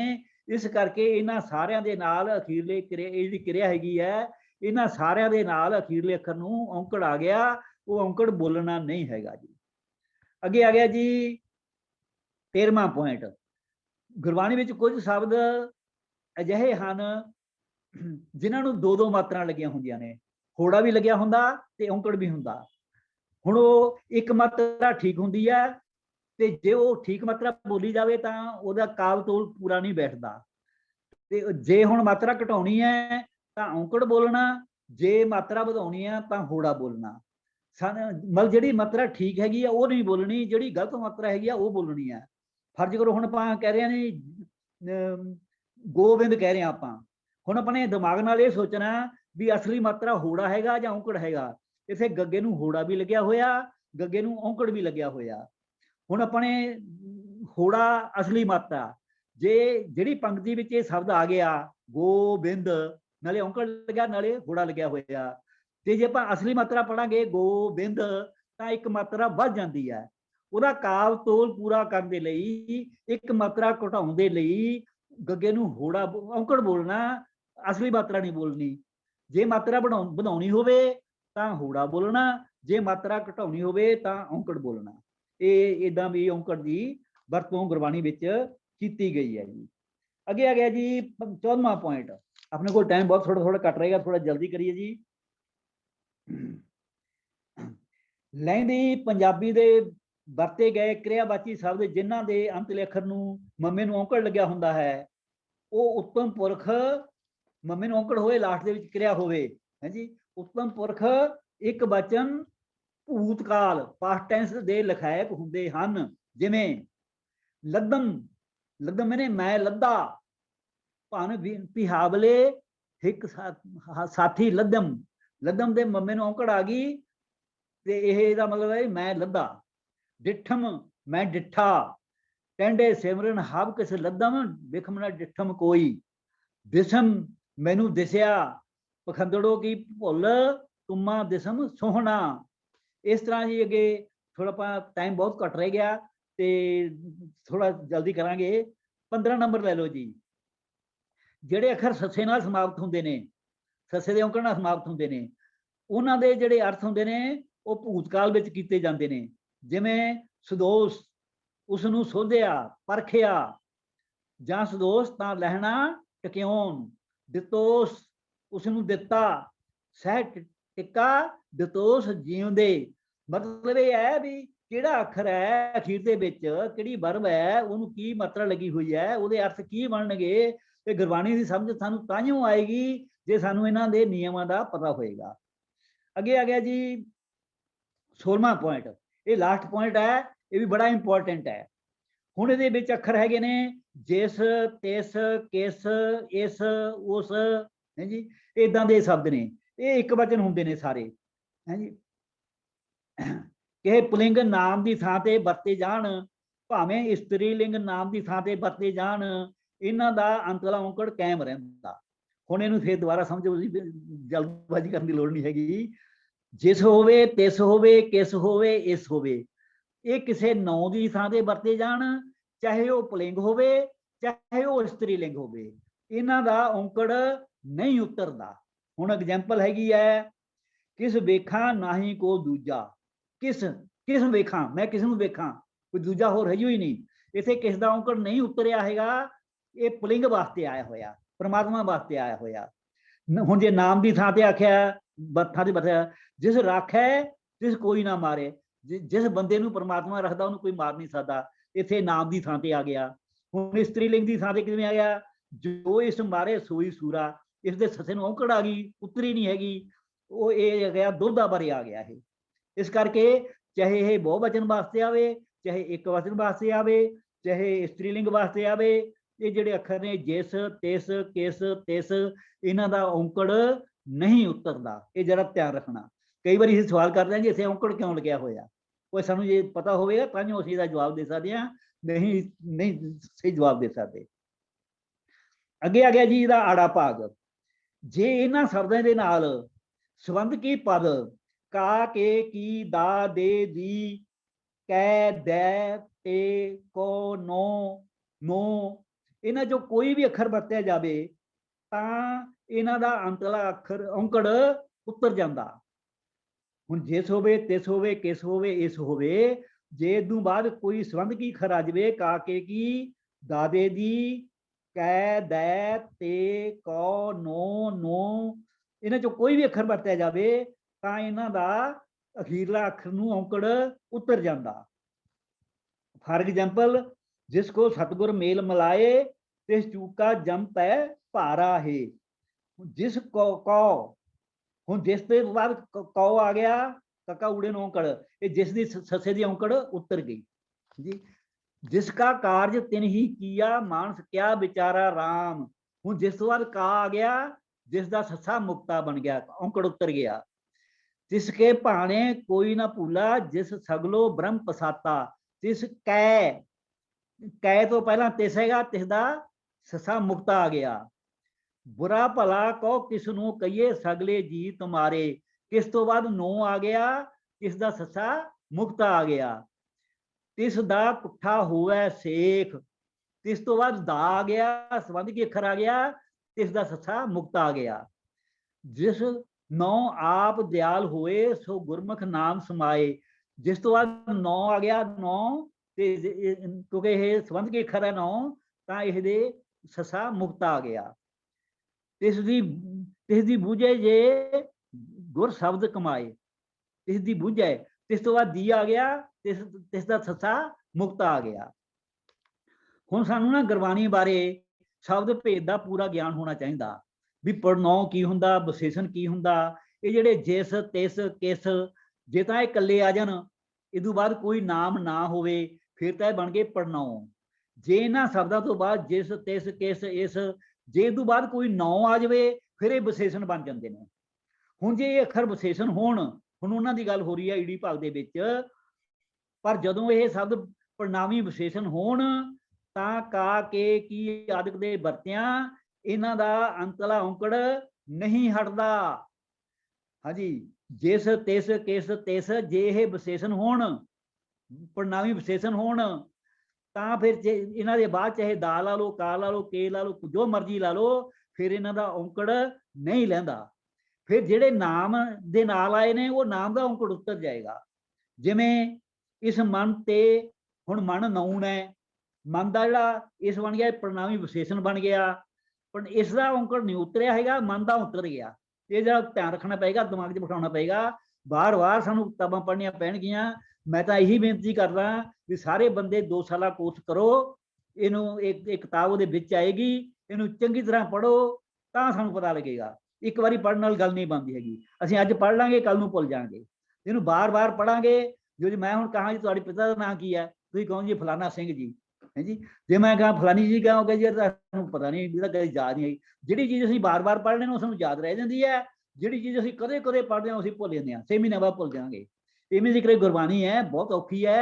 ਜੇ ਅਸੀਂ ਇਹਨੂੰ ਬਾਰ-ਬਾਰ ਪੜ੍ਹਾਂਗੇ ਫਿਰ ਸਾਨੂੰ ਯਾਦ ਹੋ ਜਾਏਗੀ। ਜੇ ਇੱਕ ਵਾਰੀ ਪੜ੍ਹ ਕੇ ਛੱਡਤੀ ਫਿਰ ਨਹੀਂ ਯਾਦ ਹੋਣੀ। ਇਸ ਕਰਕੇ ਹੁਣ ਇਸ ਮਨ ਤੇ ਮਨ ਨਾਉਣ ਆ ਗਿਆ, ਇਹਦੇ ਨਾਲ ਇਸ ਆ ਗਿਆ, ਇਸ ਪ੍ਰਣਾਮੀ ਵਿਸ਼ੇਸ਼ਣ ਬਣ ਗਿਆ। ਇਸ ਦਾ ਔਂਕੜ ਨਹੀਂ ਉਤਰਿਆ, ਮਨ ਦਾ ਔਂਕੜ ਉਤਰ ਗਿਆ। ਅੱਗੇ ਫਿਰ ਦੂਜੀ ਐਗਜ਼ਾਮਪਲ ਹੈ, ਤਿਸ ਜਨ ਕਉ ਮਨ ਤਨ ਸਭ ਦੇਵੋ ਜਿਨ ਹਰ ਹਰ ਨਾਮ ਸੁਣਾਇਓ। ਤਿਸ ਜਨ ਕੋ ਕਉ, ਹੁਣ ਜਨ ਤੋਂ ਬਾਅਦ ਕਉ ਵੀ ਆ ਗਿਆ, ਜਨ ਨਾਉਣ ਵੀ ਆ ਗਿਆ, ਇਸ ਤੋਂ ਬਾਅਦ ਤਿਸ ਵੀ ਆ ਗਿਆ। ਤਿਸ ਦਾ ਔਂਕੜ ਨਹੀਂ ਉਤਰਿਆ, ਜਨ ਦਾ ਨਨੇ ਦਾ ਔਂਕੜ ਉਤਰ ਗਿਆ। ਹੁਣ ਤੀਜੀ ਐਗਜ਼ਾਮਪਲ ਹੈ, ਜਿਸ ਧਨ ਕਾ ਤੁਮ ਗਰਭ ਕਰਤ ਹੋ ਸੋ ਤਨ ਕਿਸੇ ਨਾ ਆਪ। ਹੁਣ ਜਿਸ ਧਨ ਕਾ, ਧਨ ਤੋਂ ਬਾਅਦ ਕਾ ਵੀ ਆ ਗਿਆ। ਇਹ ਕਾ ਨੇ ਧਨ ਦਾ ਜਿਹੜਾ ਨਾਉਣ ਹੈ ਇਹਦੇ ਨੰਨੇ ਦਾ ਔਂਕੜ ਉਤਾਰ ਦਿੱਤਾ, ਪਰ ਜਿਸ ਦਾ ਨਹੀਂ ਉਤਰਿਆ। ਇਹ ਵਿੱਚ ਧਿਆਨ ਰੱਖਣਾ। ਹੁਣ ਸੱਸਾ ਜਿਹੜਾ ਪੁਆਇੰਟ ਹੈ ਉਹ ਜਿਹੜਾ ਆਪਾਂ ਨੇ ਪਹਿਲਾਂ ਪੁਆਇੰਟ ਪੜ੍ਹੇ ਸੀ ਨਾ ਵੀ ਪ੍ਰਣਾਉ ਹੋਵੇ, ਕਾ ਕੇ ਕੀ ਦਾਦੇ ਦੀ ਆ ਜਾਵੇ ਤਾਂ ਇਹ ਉਤਰ ਜਾਂਦੇ ਨੇ। ਹੁਣ ਇਹ ਦੱਸ ਰਹੇ ਨੇ ਅਗਲੇ ਪੁਆਇੰਟ ਦੇ ਵਿੱਚ, ਸੱਸੇ ਪੁਆਇੰਟ ਦੇ ਵਿੱਚ, ਵੀ ਜੇ ਪੜਨਾਵਾਂ ਦੇ ਨਾਲ, ਵਿਸ਼ੇਸ਼ਣ ਨਾਲ ਨਹੀਂ, ਪੜਨਾਵਾਂ ਦੇ ਨਾਲ ਕਾ, ਕੇ, ਕੀ, ਦਾ, ਦੇ, ਦੀ, ਕੈ, ਦੈ, ਤੇ, ਕਉ, ਨੌ ਤੇ ਨੋ ਤੋਂ ਬਿਨਾ, ਇਹਨਾਂ ਤੋਂ ਬਿਨਾ ਕੋਈ ਹੋਰ ਸੰਬੰਧ ਕੀ ਆ ਜਾਵੇ ਤਾਂ ਇਹਨਾਂ ਦਾ ਔਂਕੜ ਨਹੀਂ ਲੈਂਦਾ। ਕਾ, ਕੇ, ਕੀ, ਦਾ, ਦੇ, ਦੀ ਇਹਨਾਂ ਨਾਲ ਉਤਰ ਜਾਏਗਾ। ਜੇ ਇਹਨਾਂ ਤੋਂ ਬਿਨਾ ਕੋਈ ਹੋਰ ਆ ਜਾਵੇ ਫਿਰ ਔਂਕੜ ਨਹੀਂ ਉਤਰਦਾ। ਜਿਸ ਤਰ੍ਹਾਂ ਜੀ ਦੇਖੋ, ਘਰ, ਮੰਦਰ, ਹੱਟ, ਨਾਲੇ ਸੋਹੈ ਜਿਸ ਵਿੱਚ ਨਾਮ ਨਿਵਾਸੀ। ਹੁਣ ਇਹ ਜਿਸ ਆ ਗਿਆ, ਇਹਦੇ ਬਾਅਦ ਵਿੱਚ ਆ ਗਿਆ, ਵਿੱਚ ਸੰਬੰਧ ਕੀ ਆ ਗਿਆ। ਹੁਣ ਵਿੱਚ ਕਾਕੇ ਦੀ, ਕਾਕੇ ਕੀ, ਦਾ, ਦੇ, ਦੀ ਲਿਸਟ ਦੇ ਵਿੱਚ ਨਹੀਂ ਸੀਗਾ। ਜੇ ਕਾਕੇ ਕੀ ਹੋਵੇ, ਦਾ, ਦੇ, ਦੀ ਹੋਵੇ ਫਿਰ ਔਂਕੜ ਉਤਰ ਜਾਂਦਾ। ਜੇ ਇਹਨਾਂ ਤੋਂ ਬਿਨਾਂ ਕੋਈ ਹੋਰ ਆ ਜਾਵੇ ਸੰਬੰਧਕ ਫਿਰ ਨਹੀਂ ਉਤਰਦਾ। ਹੁਣ ਜਿਸ ਵਿੱਚ ਆ ਗਿਆ ਨਾ, ਘਰ, ਮੰਦਰ, ਹੱਟ, ਨਾਲੇ ਸੋਹੈ ਜਿਸ ਵਿੱਚ ਨਾਮ ਨਿਵਾਸੀ। ਹੁਣ ਜਿਸ ਤੋਂ ਬਾਅਦ ਵਿੱਚ ਆ ਗਿਆ, ਇਸ ਕਰਕੇ ਜਿਸ ਦਾ ਔਂਕੜ ਨਹੀਂ ਉਤਰਿਆ। ਅਗਲੀ ਫਿਰ ਐਗਜ਼ਾਮਪਲ ਹੈ, ਜਿਸ ਉੱਪਰ ਹੋਵਤ ਦਿਆਲ। ਹੁਣ ਜਿਸ ਤੋਂ ਬਾਅਦ ਉੱਪਰ ਆ ਗਿਆ ਜੀ, ਉੱਪਰ ਵੀ ਸੰਬੰਧਕ ਹੈ ਤੇ ਉੱਪਰ ਤੋਂ ਬਾਅਦ ਇਸ ਕਰਕੇ ਜਿਸ ਦਾ ਔਂਕੜ ਨਹੀਂ ਉਤਰਿਆ। ਜੇ ਕਾ, ਕੇ, ਕੀ, ਦਾ, ਦੇ, ਦੀ, ਕੇ, ਕੈ ਹੁੰਦਾ ਫਿਰ ਉਤਰ ਜਾਣਾ ਸੀ। ਜਿਹਨਾਂ ਤੋਂ ਬਿਨਾਂ ਕੋਈ ਹੋਰ ਆ ਜਾਵੇ ਫਿਰ ਨਹੀਂ ਉਤਰਦਾ। ਇਹ ਜਿਹੜਾ ਹੁਣ ਧਿਆਨ ਰੱਖਣਾ ਪਏਗਾ ਜੀ। ਜਿਸ ਨਾਲ, ਕਿਸ ਨਾਲ ਕਿਆ ਚੱਲੇ ਪਹਿਨਾਮੀ। ਹੁਣ ਨਾਲ ਆ ਗਿਆ, ਤਿਸ ਦੇ ਨਾਲ ਆ ਗਿਆ, ਇਸ ਕਰਕੇ ਤਿਸ ਦਾ ਵੀ ਔਂਕੜ ਨਹੀਂ ਉਤਰਿਆ ਹੈਗਾ ਜੀ। ਹਾਂਜੀ, ਅੱਗੇ ਹਾਹਾ ਪੁਆਇੰਟ ਹੈ। ਅੱਗੇ ਹੀ ਦੇ ਨਾਲ ਪੜਨਾਵਾਂ ਦਾ ਅੰਤਲਾ ਔਂਕੜ ਲੱਥ ਜਾਂਦਾ ਹੈ। ਜਿੱਥੇ ਕਿਸੇ ਨਾਲ ਇਹ ਜਿਹੜੇ ਜਿਸ, ਤਿਸ, ਕਿਸ, ਇਸ ਇਹਨਾਂ ਦੇ ਨਾਲ ਹੀ ਅੱਖਰ ਆ ਜਾਵੇ ਤਾਂ ਫਿਰ ਜਿਹੜਾ ਇਹਨਾਂ ਦਾ ਅਖੀਰਲੇ ਅੱਖਰ ਦਾ ਔਂਕੜ ਹੈ ਉਹ ਉਤਰ ਜਾਏਗਾ। ਜਿਵੇਂ ਕਿਸ ਹੀ ਬੁੱਤੈ ਜਵਾਬ ਨਾ ਹੋਈ, ਕਿਸ ਤੋਂ ਬਾਅਦ ਹੀ ਆ ਗਿਆ ਤਾਂ ਕਿਸ ਸੱਸੇ ਦਾ ਔਂਕੜ ਉਤਰ ਗਿਆ। ਜਿਸ ਹੀ ਕੀ ਸਰਕਾਰ ਹੈ ਤਿਸ ਹੀ ਕਾ ਸਭ ਕੋਏ। ਜਿਸ ਹੀ ਕੀ, ਨਾਲੇ ਕੀ ਆ ਗਿਆ, ਇਸ ਤੋਂ ਬਾਅਦ ਨਾਲੇ ਹੀ ਆ ਗਿਆ, ਇਸ ਕਰਕੇ ਹੀ ਆਉਣ ਦੇ ਨਾਲ ਜਿਸ ਦੀ ਔਂਕੜ ਉਤਰ ਗਈ। ਮਤਲਬ ਜੇ ਹੀ ਹੋਵੇ ਤਾਂ ਇਹ ਜਿਸ, ਕਿਸ, ਤਿਸ ਇਹਨਾਂ ਦੀਆਂ ਔਂਕੜਾਂ ਉਤਰ ਜਾਂਦੀਆਂ ਨੇ। ਹੁਣ ਇੱਕ ਸਪੈਸ਼ਲ ਨੋਟ ਦਿੱਤਾ ਹੋਇਆ ਲਾਸਟ ਦੇ ਵਿੱਚ, ਜਿੱਤ ਹੋਵੇ, ਤਿੱਤ ਹੋਵੇ, ਇਹ ਦੋ ਅੱਖਰ ਨੇ ਤੇ ਤੱਤੇ ਨਾਲ ਨੇ। ਪਹਿਲੇ ਅੱਖਰ ਸੱਸੇ ਨਾਲ ਸੀ, ਜਿਸ, ਕਿਸ, ਤਿਸ, ਇਸ। ਆਹ ਜਿਹੜੇ ਦੋ ਅੱਖਰ ਨੇ ਇਹ ਤੱਤੇ ਨਾਲ ਨੇ, ਜਿੱਤ ਤੇ ਤਿੱਤ। ਇਹ ਪੜਨਾਮੀ ਵਿਸ਼ੇਸ਼ਣ ਸਦਾ ਔਂਕੜ ਸਹਿਤ ਹੀ ਆਉਂਦੇ ਹਨ। ਇਹਨਾਂ ਦੇ ਨਾਲ ਚਾਹੇ ਕੁਝ ਵੀ ਹੋਵੇ, ਇਹ ਹਮੇਸ਼ਾ ਹੀ ਜਿਹੜੇ ਦੋ ਅੱਖਰ ਨੇ ਜਿੱਤ ਤੇ ਤਿੱਤ, ਇਹਨਾਂ ਦਾ ਅਖੀਰਲਾ ਤੱਤਾ ਜਿਹੜਾ ਹੈਗਾ ਉਹ ਔਂਕੜ ਦੇ ਨਾਲ ਹੀ ਆਉਂਦਾ ਹੈ ਜੀ। ਤੇ ਹੁਣ ਇਹਦਾ ਸਾਰ ਅਸੀਂ ਇਹ ਕੱਢਿਆ ਵੀ ਕਿਸੇ ਨਾਮ ਸ਼ਬਦ ਦੇ ਅੰਤ ਵਿੱਚ ਔਂਕੜ ਨਾ ਹੋਣ ਦੇ ਕਾਰਨ, ਚਾਰ ਕਾਰਨ ਮੇਨ ਹੁੰਦੇ ਨੇ। ਵੀ ਕੋਈ ਸ਼ਬਦ ਹੋਵੇ, ਉਹਦੇ ਅਖੀਰਲੇ ਅੱਖਰ ਨੂੰ ਔਂਕੜ ਨਾ ਹੋਵੇ, ਉਹਦੇ ਚਾਰ ਕਾਰਨ ਹੋ ਸਕਦੇ ਨੇ। ਪਹਿਲਾ ਕਾਰਨ ਕੀ ਹੋਵੇ ਵੀ ਜੇਕਰ ਉਹ ਸ਼ਬਦ ਬਹੁਵਚਨ ਹੋਵੇ। ਜੇ ਬਹੁਵਚਨ ਹੋਵੇ ਤਾਂ ਔਂਕੜ ਨਹੀਂ ਹੋਏਗਾ, ਨਾਰਮਲੀ ਆਮ ਜੀ। ਜੇਕਰ ਉਹ ਸ਼ਬਦ ਇਸਤਰੀ ਲਿੰਗ ਹੋਵੇ, ਨਾਰਮਲੀ ਆਮ ਕਰਕੇ ਕਹਿ ਰਹੇ ਹਾਂ ਵੀ ਜੇਕਰ ਉਹ ਸ਼ਬਦ ਇਸਤਰੀ ਲਿੰਗ ਹੋਵੇ ਤਾਂ ਵੀ ਲਾਸਟ ਦੇ ਵਿੱਚ ਮੁਕਤਾ ਹੋਏਗਾ, ਔਂਕੜ ਨਹੀਂ ਆਏਗਾ। ਜੇਕਰ ਉਹ ਸ਼ਬਦ ਦੇ ਪਿੱਛੇ ਕੋਈ ਸੰਬੰਧਕ ਹੋਵੇ, ਚਾਹੇ ਉਹ ਗੁਪਤ ਹੋਵੇ ਚਾਹੇ ਪ੍ਰਗਟ ਹੋਵੇ, ਫਿਰ ਵੀ ਔਂਕੜ ਨਹੀਂ ਆਏਗਾ, ਉਹ ਮੁਕਤਾ ਹੋ ਜਾਏਗਾ। ਚੌਥਾ ਹੈਗਾ ਪੁਆਇੰਟ, ਜੇਕਰ ਉਹ ਸ਼ਬਦ ਸੰਬੋਧਕ ਹੋਵੇ, ਜੇ ਆਪਾਂ ਸੰਬੋਧਨ ਕੀਤਾ ਹੋਵੇ ਤਾਂ ਵੀ ਅਖੀਰਲਾ ਜਿਹੜਾ ਔਂਕੜ ਹੈ ਉਹ ਲੈ ਜਾਂਦਾ। ਇਹ ਚਾਰ ਪੁਆਇੰਟ ਮੇਨ ਹੈਗੇ ਨੇ ਜਿਨ੍ਹਾਂ ਤੋਂ ਸਾਨੂੰ ਪਤਾ ਲੱਗ ਜਾਂਦਾ ਵੀ ਇਹ ਮੁਕਤਾ ਅੱਖਰ ਔਂਕੜ ਕਿਉਂ ਲੈ ਗਿਆ। ਇਸੇ ਤਰ੍ਹਾਂ ਜੀ ਕਿਸੇ ਵੀ ਨਾਮ ਸ਼ਬਦ ਇੱਕ ਵਚਨ ਪੁਲਿੰਗ ਦੇ, ਨਾਮ ਸ਼ਬਦ ਹੋਵੇ, ਇੱਕ ਵਚਨ ਹੋਵੇ, ਪੁਲਿੰਗ ਹੋਵੇ, ਅੰਤਲੇ ਅੱਖਰ ਨੂੰ ਸਿਹਾਰੀ ਲੱਗੀ ਹੋਵੇ ਤਾਂ ਉਹਦੇ ਚਾਰ ਸੰਬੰਧਕੀ ਅਰਥ ਨਿਕਲਦੇ ਨੇ ਜੀ।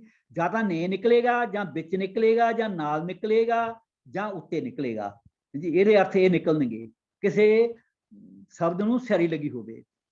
ਤੇ ਇਤਨੀ ਕੁ ਬੇਨਤੀ ਪ੍ਰਵਾਨ ਕਰਨਾ ਜੀ। ਟਾਈਮ ਆਪਣਾ ਹੋ ਗਿਆ, ਭੁੱਲਾਂ ਚੁੱਕਾਂ ਦੀ ਮਾਫ ਕਰਨਾ ਜੀ, ਬੱਚੇ ਹੈਗੇ ਆ। ਵਾਹਿਗੁਰੂ ਜੀ ਕਾ ਖਾਲਸਾ, ਵਾਹਿਗੁਰੂ ਜੀ ਕੀ ਫਤਿਹ।